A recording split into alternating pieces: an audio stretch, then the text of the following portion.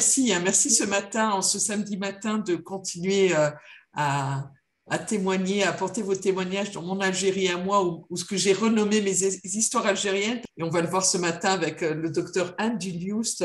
Alors, Anne, médecin généraliste, mais surtout spécialisée en infectiologie. Oui, Et on s'est rencontrés, médecin généraliste à Fresnes. On s'était rencontrés, on avait fait, il me semble, on a fait quelques missions médicales ensemble vers l'Algérie. Et oui. on avait fait une jolie émission également à ton initiative sur la santé en prison, parce que je rappelle effectivement que tu es médecin généraliste à la prison de Fresnes et que tu as beaucoup témoigné il y a quelques années dans le cadre d'interviews radio, télé, et que tu as déjà d'ailleurs écrit un livre sur la situation le médecin de prison, c'était il y a quelques années déjà, hein. Ah oui, je pense que c'était en 2013, donc le temps passe vite. Donc, oui, la situation n'a guère changé, hein. C'est sur les patients qui ont été incarcérés, ils ne sont pas très faciles ensuite à caser en maison de retraite et tout ça. Il y a toujours des réticences à les accepter parce que les gens ont finalement peur, même si c'était pas des grands. Quelquefois, c'est des grands criminels, hein, je ne le dis, enfin, je ne le cache pas, mais quelquefois, c'est vraiment pas des choses qui sont très importantes. Et voilà. Ouais. Je vois que tu es toujours indigné, tu t'étais indigné et tu t'indignes toujours sur la situation des femmes en prison. Et effectivement, sur le fond, on en avait parlé ensemble du suivi médical des personnes effectivement malades en prison. Et je ne dis pas quand on est étranger, âgé et en prison, ça complique un petit peu la donne. Mais ce sera pas le sujet du Ça ne jour sera pas le sujet d'aujourd'hui, voilà. en Algérie, parce que dans les jolies rencontres que j'ai faites depuis quelques années, j'ai beaucoup de plaisir à t'interviewer ce matin. J'ai découvert ta part d'Algérie et je veux bien que tu nous en parles en fait, Anne. Quand on parle de mon Algérie à moi je la connais, donc l'idée c'est que si je la raconte, ce ne sera pas intéressant, mais moi j'ai découvert ta part d'Algérie lors d'une mission médicale dans l'Ouest algérien et j'en profite d'ailleurs pour avoir une pensée émue. Je sais qu'on partagera cet hommage ce matin un médecin qui a fait beaucoup pour les missions humanitaires en Algérie, c'est J'arrive. Karim Lalali, qui était originaire natif de Saïda et qui nous a quittés il y a 2 étés de ça. Voilà, il manque beaucoup à aux missions humanitaires et il nous avait permis de nous rencontrer. Donc voilà, quelle est cette part d'Algérie du docteur Anne Dulioust?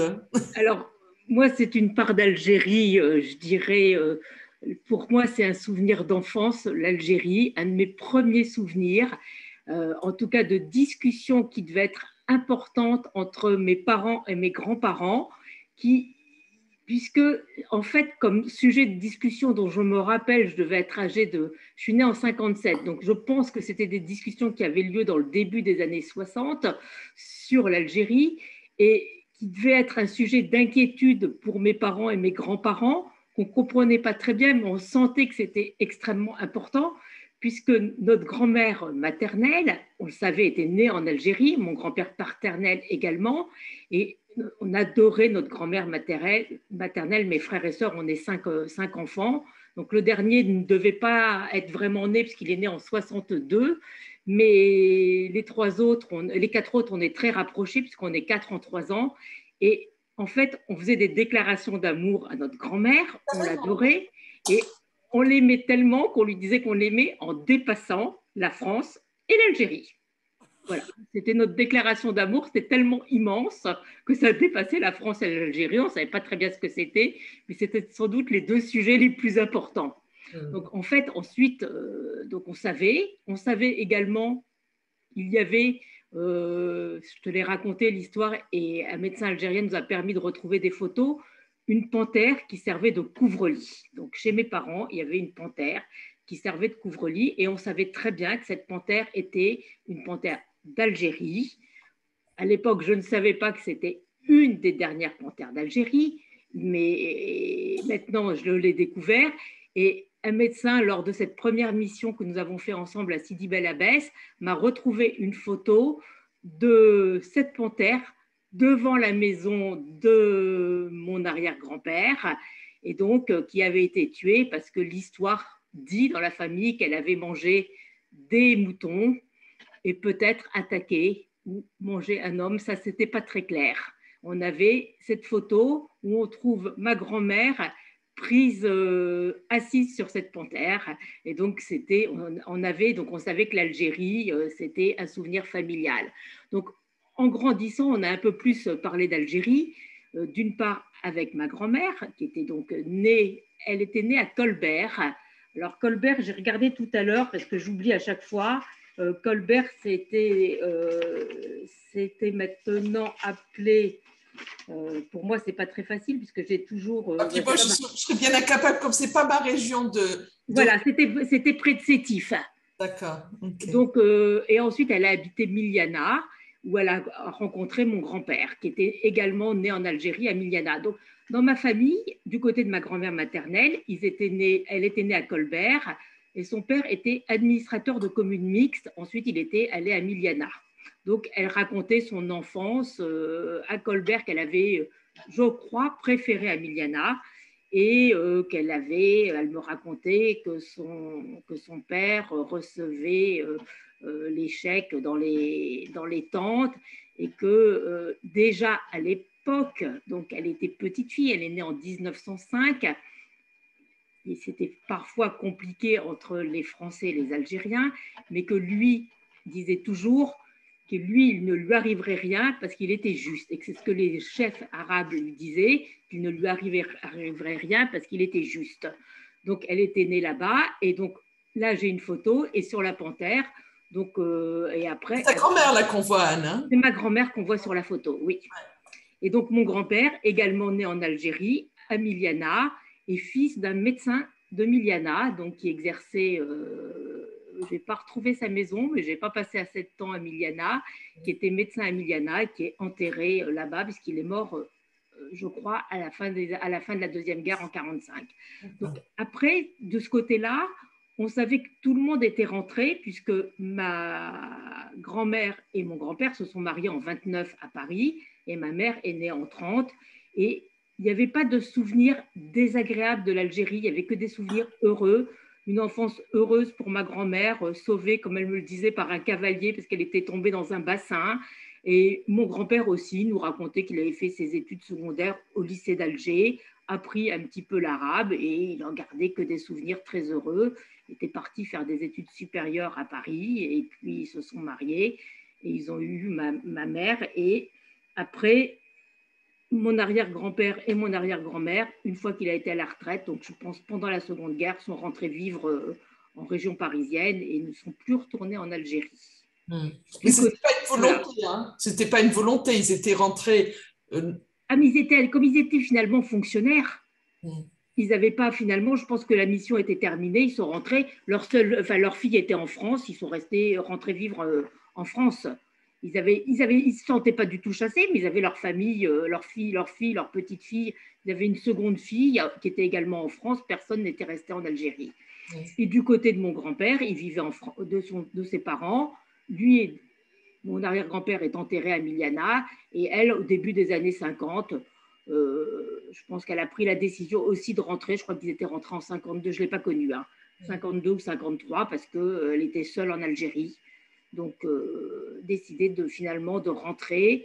Et c'était des gens qui se considéraient pas comme des colons.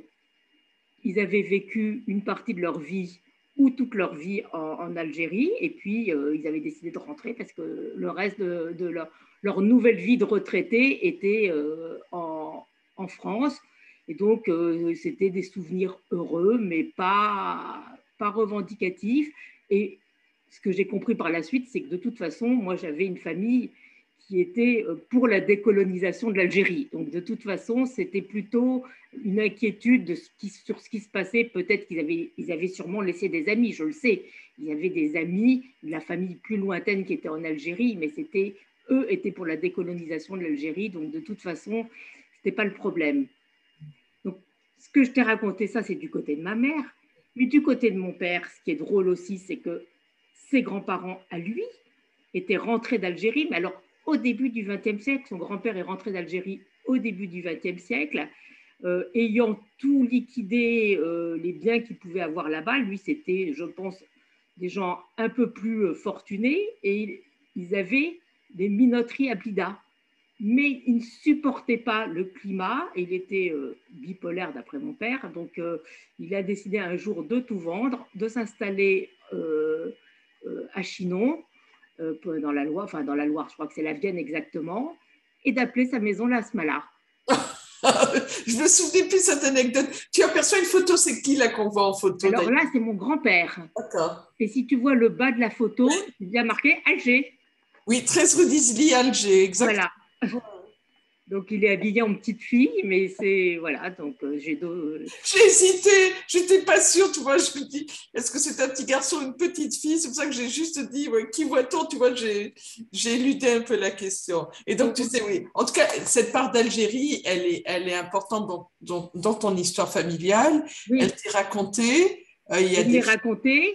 Et donc, petite anecdote, quand ma mère donc, présente à sa grand-mère, à sa mère et à sa grand-mère, donc, qui étaient nées toutes les deux en Algérie, son fiancé et mon père, en disant ben, je vous présente Michel Dulioust. Mon arrière-grand-mère dit ah, ça c'est drôle. À la fin du 19e siècle, j'ai été à un mariage d'une de mes amies avec un Dulioust en Algérie. Elle était au mariage du grand-père. Voilà, donc voilà, et après il s'était perdu de vue, mais elle avait été à ce mariage, donc elle connaissait, donc il faut croire que les gens se connaissaient quand même bien en Algérie, dans cette petite communauté, puisque en tout cas elle était au mariage. Donc nous, on avait ce qu'on entendait, la panthère, il y avait quelques autres souvenirs chez mes grands-parents d'Algérie, il y avait un immense plateau en cuivre, de plus d'1 mètre de diamètre. On savait que ça revenait d'Algérie. Nous, on s'en servait pour faire rouler nos billes. On trouvait ça très bien. Ça faisait du bruit. C'était fantastique. Mais il fallait, voilà, on les faisait tourner sur le plateau en cuivre et tourner. Et puis, il y avait un tableau qui représentait, un très beau tableau. C'est ma sœur qui l'a gardé, une oasis. Donc, on avait comme image de l'Algérie, on avait ce tableau. Donc, on s'imaginait c'est quand même une oasis, donc on voyait tout le désert autour et puis les palmiers dattiers. Et c'était, voilà, on pouvait imaginer sur quelques photos et sur ce qu'on nous racontait. Il n'y avait pas Internet, hein, c'était beaucoup plus difficile. Hein, et les livres qu'on avait, parce qu'on avait quelques livres sur l'Algérie, ça, par contre, c'était très colonial. Oui, j'imagine le type de voilà, c'était Oran vu, mais alors voilà, Alger, Oran, c'est Constantine, mais ça, c'était vu par l'administration française. J'étais assez orientée, je vais dire, dirons-nous, pour C'est ça, assez orienté. Et alors, je l'ai retrouvé récemment, je l'ai regardé. C'était assez drôle parce que finalement, les plus maltraités, c'était les Arabes, sur lesquels il y a quand même un regard qui est assez méprisant, hein, et les Juifs. Alors, les Juifs, c'est presque pire. Oui. Oui. Le regard au début du siècle sur les Juifs d'Algérie, c'est pas triste non plus. Hein.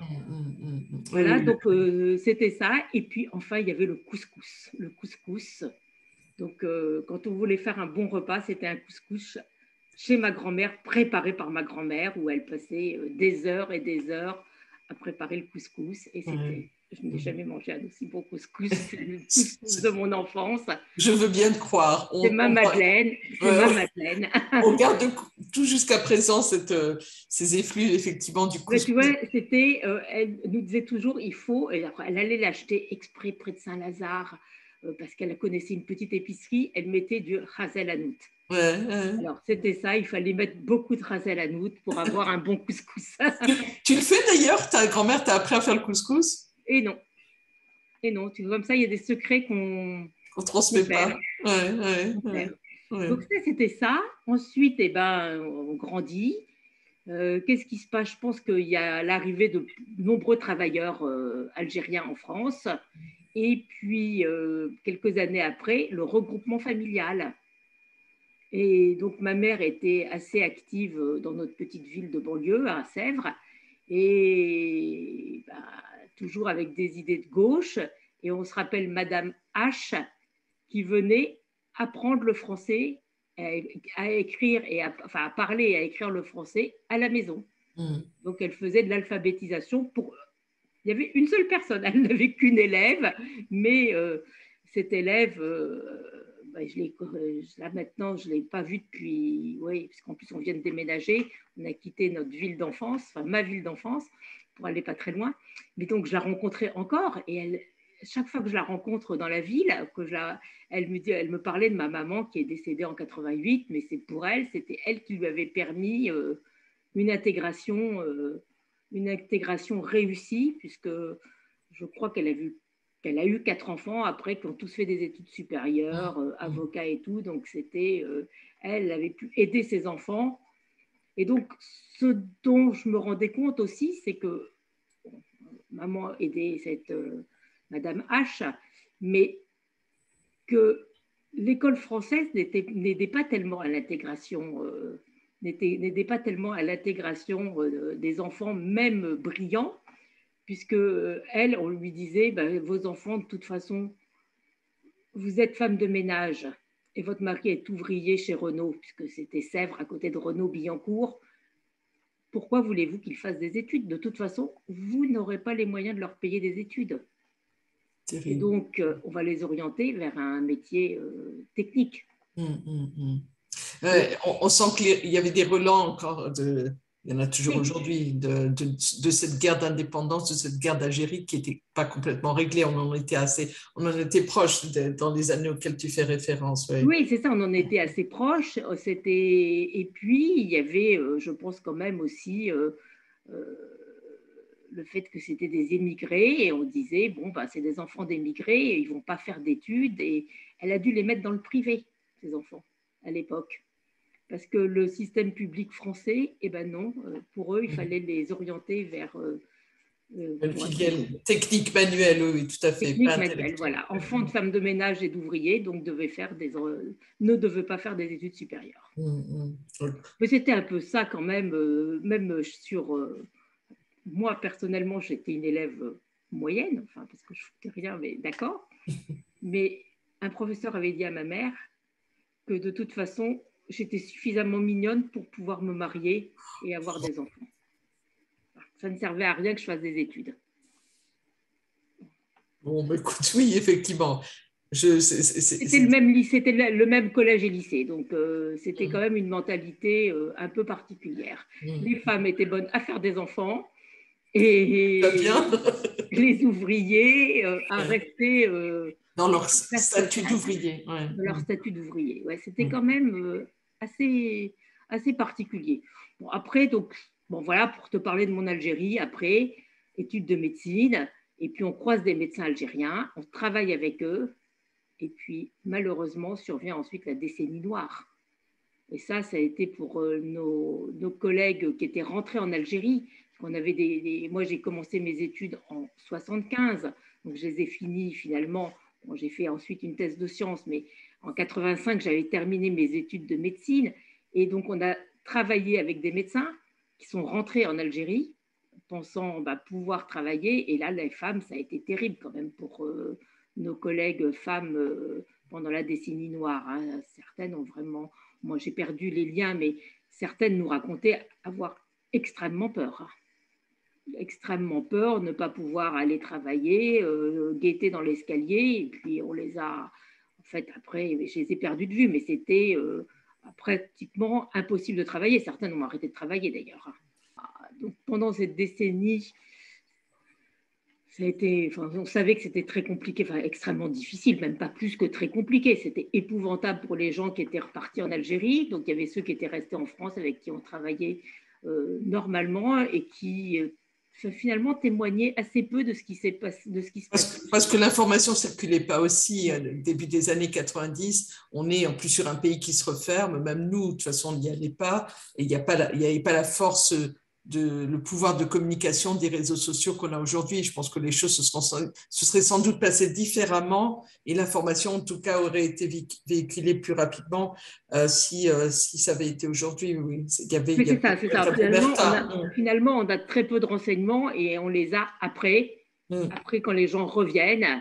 et donc reviennent travailler, reviennent soit faire des stages, parce qu'on en a eu qui sont venus faire des stages, soit reviennent travailler et décident de travailler parce que c'est le système de santé, et de toute façon, après la décennie noire, il n'existe plus pratiquement en Algérie.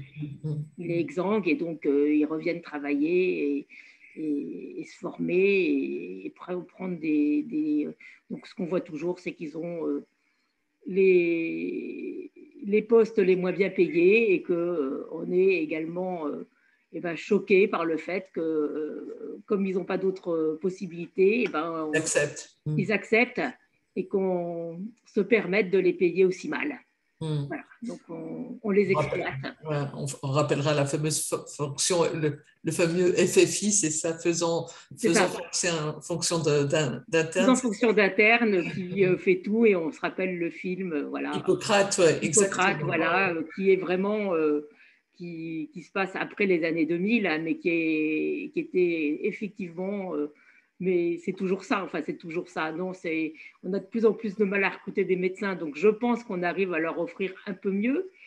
Mais de toute façon, oui, on est de plus en plus exigeant, parce qu'il faut qu'ils soient formés, qu'ils aient tout validé pour qu'on puisse les prendre. Donc et après, on essaye de les payer mieux, mais ce n'est pas toujours le cas. Dans tout ce parcours que tu évoques, depuis effectivement, tu fais tes études de médecine, tu fondes une famille. Oui. L'Algérie reste un moment, reste dans ta tête, dans ton cœur. Oui, parce qu'on en parle de toute façon. On parle de l'Algérie avec ma grand-mère vit quand même jusqu'à 1996, donc on en parle, et donc pour elle, elle n'y retourne jamais. Oui. Elle n'y retourne jamais parce qu'après elle est âgée, et puis de toute façon, donc à la fin de sa vie, elle est âgée, et c'est très douloureux quand même, ce souvenir de ne pas avoir pu y retourner.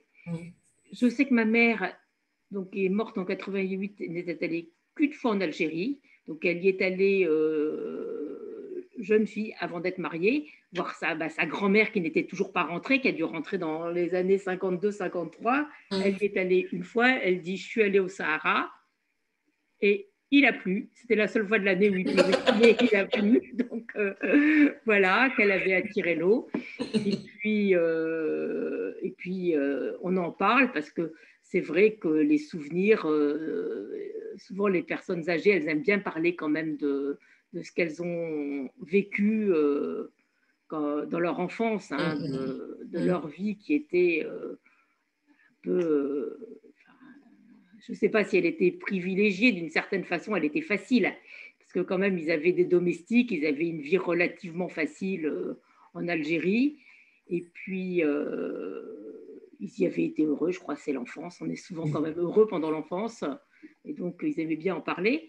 Alors mon grand-père, lui, qui est mort bien avant, mais qui est mort en 84, mais quand même, je l'ai très bien connu, hein, lui, il racontait que donc, son père était médecin à Miliana, et il est né à 6 mois et demi de grossesse, mon grand-père, donc tout petit, pesant 1 kilo, et qu'il a été sauvé parce qu'il racontait que son père avait réussi à faire venir la première couveuse à poules arrivée en Algérie, et qu'il y a mis son bébé en se disant il faut le tenir au chaud. Voilà. Donc, et que c'était comme ça qu'il avait été sauvé alors qu'il était né à 1 kilo. Et lui, il avait survécu, donc né en 1904. Hein. Donc c'était peut-être une force de la nature. Oui. Donc il t'a transmis la force. Hein. En tout cas, il voulait vivre. Bon, ensuite, qu'est-ce qu'il y a d'autre dans le lien avec l'Algérie? J'ai quand même la femme de mon frère Jean-Baptiste qui est algérienne. Donc voilà, ça fait très plaisir à ma grand-mère de savoir que son petit-fils épousait une femme née en Algérie, ayant été élevée en grande partie en France, parce qu'ayant vécu à Lyon, mais voilà, et très heureuse, un peu inquiète quand même, parce que se disant c'est pas la même culture, est-ce que ça va aller? Donc, a posteriori, je la rassure, ils sont toujours ensemble. Voilà. Et tu avais envisagé un moment de d'aller en Algérie? Ça t'a traversé l'esprit ou c'est... Mais oui, j'avais envie d'y aller, mais c'est vrai que avant la décennie, j'étais jeune et puis pas beaucoup d'argent, donc on allait puis on voyageait quand même moins, hein. Mhm. Et puis après, il y a eu cette horrible décennie, et après, ben, j'avais mes enfants, et je disais toujours, un jour, on ira en Algérie, mais je me disais, il faut, tu sais, on a un peu peur. L'Algérie, ça fait peur pour les touristes. Si on se dit, il n'y a pas de touristes, Je pense qu'on a eu cette conversation, hein, oui, en voyageant ensemble oui, et tu n'es pas la seule avec laquelle j'ai fait le premier voyage vers l'Algérie et qui se posait ce genre de oui, oui, questions. parce qu'on se dit, comment il n'y a pas de système touristique, comment on va y aller, comment on va se débrouiller. Il y avait encore des régions qui sont quand même la Kabylie, euh, possiblement, je ne dis pas qu'elles sont dangereuses, mais Mhm. possiblement, il fallait y faire attention sur certaines routes. Donc, ne connaissant pas du tout un pays, on se disait, et puis, c'est peut-être un tout petit peu dangereux. Donc, est-ce qu'on doit se rendre dans un pays quand on sait que c'est un petit peu dangereux? Pas, enfin, voilà, je ne l'ai pas fait. Il y a eu cette occasion avec Solimed. Oui, on rappelle pour les gens qui ne connaissent pas Solimed, qui est une association de médecins franco-algériens, une association de droit français qui existe depuis plus de 25 ans maintenant et qui organisait entre autres à l'origine des caravanes médicales depuis la France vers l'Algérie pour aller porter assistance. Et c'était des médecins bénévoles qui partaient depuis la France pour aller effectivement, souvent pendant une semaine, ils partaient prêter main forte. Nous, on n'a pas connu cette période-là. On est arrivé sur la deuxième vague qui était là, pour le coup, l'organisation par Solimed, donc de journées de rencontres, de journées d'échanges scientifiques. Et on partait comme ça à l'invitation d'associations de médecins algériens. On partait dans les régions où on nous invitait. Et toi, comment ça s'est passé?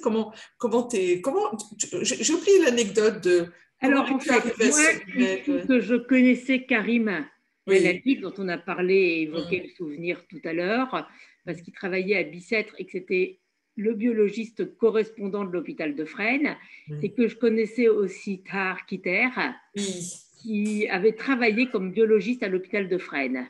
Mm. Et ensuite, donc, et Loïc Epelboin, qui est un Oui, membre de Solimed, qui avait travaillé également à Bicêtre.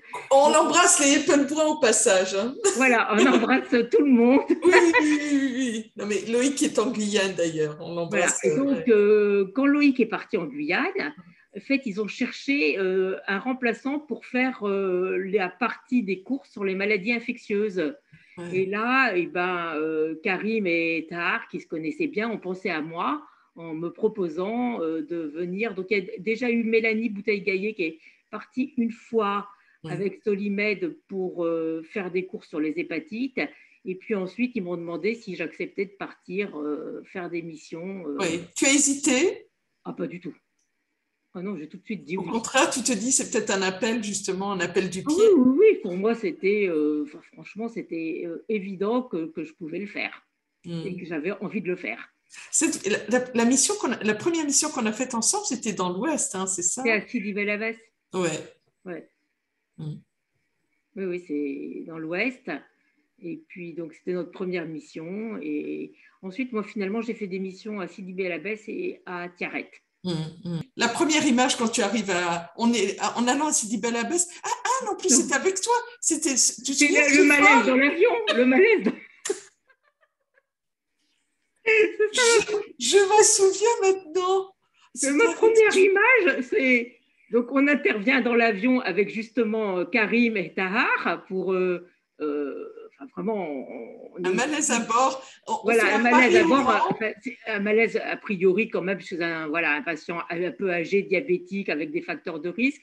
On hésite presque à se poser en Espagne. On nous demande s'il faut qu'on se Dernier pose. vol en plus, le vol du soir. Enfin, c'était le dernier vol. Je me souviens que c'était la fin de journée parce qu'on s'était même dit si on se pose, comment on va faire? C'est le dernier vol. Oui, Donc on décide de ne pas se poser. On fait venir l'ambulance au pied de l'avion pour transporter en lui disant il faut aller à l'hôpital. Et puis on sort de l'avion, on est à Oran, on est dans l'aéroport et on aperçoit notre qui part sous ses bonhomme jambes. en train Oui. qui avait quitté l'ambulance et qui en fait, n'allez pas à l'hôpital. Ouais. Et je me souviens qu'on en a ri après coup en disant heureusement qu'on ne s'est pas posé parce que je crois que le commandant de bord proposait avant qu'on survole la Méditerranée le dernier point possible où on pouvait se poser, je crois atterrir, c'était Valence en Espagne. C'est ça, moi je On me avait rappelle même Valence, oui. souri en disant effectivement heureusement que finalement on ne s'est pas posé à Valence, ça aurait retardé un vol complet pour quelqu'un qui n'a pas pris au sérieux son malaise. C'était pas un malaise vagal, hein, c'était quelqu'un, je me souviens, entre nous, hein, soit dit, on a fini, je crois, on a fait l'atterrissage en première classe de mémoire. Oui, on a terminé pour lui. Parce qu'on lui tenait compagnie, on le surveillait. Non, c'est ça. Donc ça commence par un malaise dans l'avion. Et puis ensuite, Oran, l'aéroport d'Oran. C'est une petite anecdote, je ne sais pas, Karim qui connaît soi-disant des gens qui essayent de passer, mais finalement, il faut attendre quand même parce que il faut quand même contrôler les passeports, en tout cas le mien. Donc, de toute façon, il faut attendre parce que je pense que vous avez tous deux passeports. Ouais, donc, je suis la seule à n'avoir qu'un passeport avec un visa. Sans doute, oui. Et donc, voilà, et puis on sort, on va boire un pot. Et puis, on prend… la route de Sidi Bel Abbès. Et ces souvenirs, moi j'ai des souvenirs entre autres. Moi, c'est une région que j'ai découverte, hein, l'ouest de l'Algérie, parce que ma maman, je ne sais pas si tu te souviens, est native de Frenda, à côté de Tiaret, mais c'est vrai que c'est un endroit que je ne connaissais pas du tout. Et je garde en image particulièrement l'accueil de tous ces gens, parce qu'effectivement, on y va dans le cadre d'un travail qui sont des journées d'échanges médicaux, scientifiques, où vous intervenez les uns les autres en qualité de médecins, mais il y a l'ouverture l'ouverture des maisons, l'accueil. Ah oui, donc ça, je pourrais même te renvoyer des photos. Oui. J'ai quelques photos avec… alors, je crois que là, c'est à Tiaret, mais avec des femmes, parce que donc on est ouvert, on est invité. Moi, je suis invitée chez… On est allés ensemble, il me semble. Manger un couscous chez la femme d'un médecin. Voilà, chez la femme d'un médecin, on a mangé un couscous. Et en fait, ce que je découvre aussi, donc cet accueil très chaleureux, et puis voilà, je discute avec le médecin qui me retrouve ensuite la photo, qui fait lui des recherches sur la médecine, finalement, au XXe siècle en Algérie, enfin les sources de la médecine en Algérie, et qui va souvent voir les archives à Aix-en-Provence et qui me retrouve cette photo. Tout le monde qui nous accueille très bien. D'ailleurs, c'est chez eux qu'on mange le couscous, hein, c'est ça. Ce qui m'étonne un peu, c'est que Oran, je vois en gros peu de femmes voilées, et on arrive à Sidi Bel Abbès, il y a quand même encore beaucoup de femmes voilées. Et puis, chez le médecin là, à Sidi Bel Abbès, on mange avec… Je pense qu'elle est à table, elle. Oui. Elle est à table avec nous. Il me semble. Il me semble, je me rappelle très bien. Mais ensuite, à Tiaret, les autres missions, en fait, quand je vais déjeuner ou dîner dans les familles, eh ben, je suis la seule femme avec des hommes, ou bien alors je dîne qu'avec les femmes. Il y a un grand couscous qui est organisé dans une maison, et il y a un salon pour les hommes et un salon pour les femmes. Voilà, c'est quand même un peu surprenant pour moi. C'est extrêmement sympathique, hein, parce qu'après, on a bien rigolé. Je pense qu'elles sont plus libres quand elles sont entre elles, parce qu'on a dû raconter plein de conneries. Mais c'était quand même un petit peu surprenant d'avoir cette séparation qui existe pour recevoir, pour organiser un couscous chez soi. Et ben, il y a d'un côté les hommes et de l'autre côté les femmes. Donc à Sidi Bel Abbès, nous on va dîner chez ce médecin qui nous fait des cadeaux en plus. Moi je me rappelle, il me donne de la semoule et voilà. Et puis c'est vrai, qu'est-ce qui me surprend encore? Bon, ils sont ravis d'entendre ce qu'on a à leur dire, du message qu'on leur donne. Ils sont contents. Et d'être un peu les enfants du pays quelque part. Toi avec ton histoire, moi avec mon histoire aussi familiale, on est extrêmement bien accueillis. Encore plus parce qu'on a ce lien avec l'Algérie. Oui, mais moi j'aurais pu, penser que le lien de dire que j'étais une petite fille de, entre guillemets, pour certains colons. S'ils n'avaient pas de terre, donc c'était pas, eux ne se considéraient pas comme des colons puisque pour eux ils étaient un fonctionnaire, l'autre médecin, mais dans l'imaginaire on peut considérer que quand même c'était la colonisation française, donc c'était quand même des colons sans terre, mais pas propriétaires, disons. Mais voilà, et pouvait se dire donc des petits-enfants de colons, en même temps, il ne faut pas en vouloir et ils n'en veulent pas. On n'en veut pas aux enfants de ce qu'ont fait leurs parents, parce que de toute façon, c'est comme ça qu'on évolue. Si on continue à en vouloir de génération en génération, on s'en sort pas. Nous, on ne se réconcilie pas avec les Allemands, et puis ni avec les Anglais d'ailleurs. Et puis, c'est la guerre perpétuelle. Donc là, non, je pense que ce qui est bien, c'est que ça montre quand même une volonté, en tout cas, de tous de travailler ensemble et d'oublier, on n'oublie pas, mais de se dire que ça a été un moment au 19e siècle. Je dirais qu'au 19e siècle, il y a eu la colonisation, l'envahissement, parce qu'on peut parler d'envahissement quand même, c'était qu'on a envahi l'Afrique et exploité ses richesses. Moi, j'ai eu moins de souvenirs de ce qui s'est passé au 19e siècle, puisque moi, on m'a raconté le 20e siècle, puisqu'ils étaient nés au 20e siècle. Mais ensuite, ce que je te disais tout à l'heure, quand ma grand-mère me disait que son père, on lui disait qu'on ne lui ferait pas de mal parce qu'il était juste, c'est que dès le début du 20e siècle, les Français pouvaient savoir que ça se passerait mal, mais que c'était de la manière dont ils traitaient les Algériens. C'était ça qui était pas normal. Ça aurait pu se passer mieux s'il n'y avait pas eu effectivement cette appropriation des richesses et de les traiter en esclaves, entre guillemets.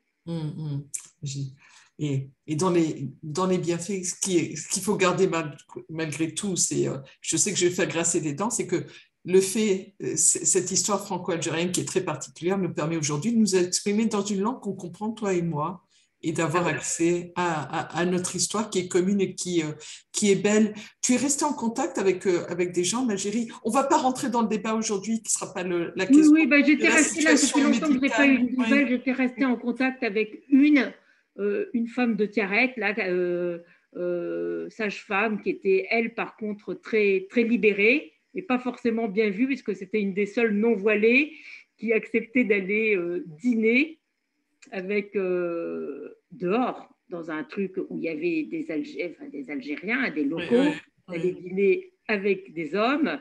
C'était pas une salle, elle était pas on nous avait pas invités dans une salle familiale, parce que c'est les salles familiales, c'est ouvert à toutes hommes et femmes, voilà, les familles, mais effectivement. Non, là c'était pour manger du méchoui sur une grande terrasse, c'était dans un restaurant, et elle avait accepté de venir, mais bon, elle était surtout pas assise à côté d'un homme, elle était assise à côté de moi qui était assise à côté d'un homme, et on m'avait bien dit qu'il fallait surtout mettre mon sac entre moi tard, quitter, pour être sûr qu'on voit bien qu'on était séparés.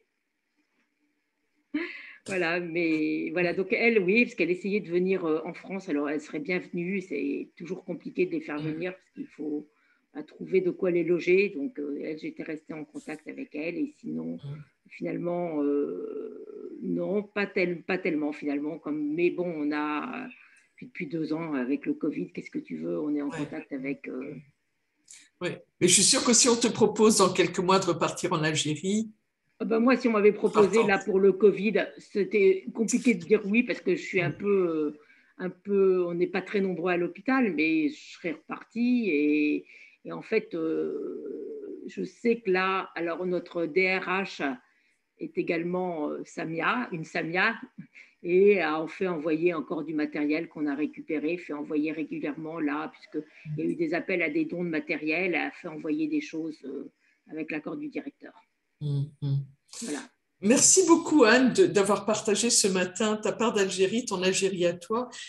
Est-ce que tu souhaitais ajouter quelque chose? Il y a peut-être une anecdote que tu voudrais compléter ou Non, que vraiment, pour nous, c'était... attends, c'est juste quelque chose. C'est que les souvenirs de la panthère, j'ai quelques griffes. Ah oui, donc on rappelle, hein, c'est la fameuse panthère qu'on voit en photo. Donc, et c'est ta grand-mère qui est la panthère, et la dernière panthère, c'est ça qui avait été tuée. Une des dernières. Une des dernières, et donc on aperçoit ta grand-mère qui est assise, je peux la remettre si tu veux. Oui. Et en arrière, on voit, il me semble, 3 griffes, tu les vois là? Et donc, ce sont les rescapés de cette fameuse peau de panthère qui a été longtemps chez Voilà, vous. parce que sans doute, comme on s'asseyait dessus, on l'abîmait un petit peu. Et mon père n'aime pas jeter, il ramasse tout et en fait a gardé des griffes de panthère. Donc, il me reste 3 griffes de panthère. En fait, j'en ai donné une au musée de Miliana quand j'y suis allée. Et puis récemment, je leur ai donné une à quelqu'un qui s'est intéressé. Donc, je me dis que finalement, elles sont. Moi, j'en ai 3. Je pourrais encore en donner 2 et n'en garder qu'une comme souvenir. Voilà. J'ai 2 griffes de panthère de Miliana à donner. Précieuse relique. Voilà. Ah oui, j'avais oublié, j'avais sorti mes griffes. J'en ai presque oublié. Allez, on va pas bouder notre plaisir pour conclure cette interview. Il y a 1 ou 2 photos que tu m'avais envoyées. Je veux bien que tu me les commentes. C'est une photo que j'ai prise quand je suis allée à Miliana pour essayer de retrouver la maison où habitait ma grand-mère, devant laquelle la panthère avait été transportée. Ah, c'est cette fameuse maison qu'on voit après. C'est pour ça que donc en fait, cette fameuse maison, c'est la maison a priori, on a demandé, donc on a cherché pendant longtemps à Miliana, et c'est la maison où habitaient donc ma grand-mère et ses parents.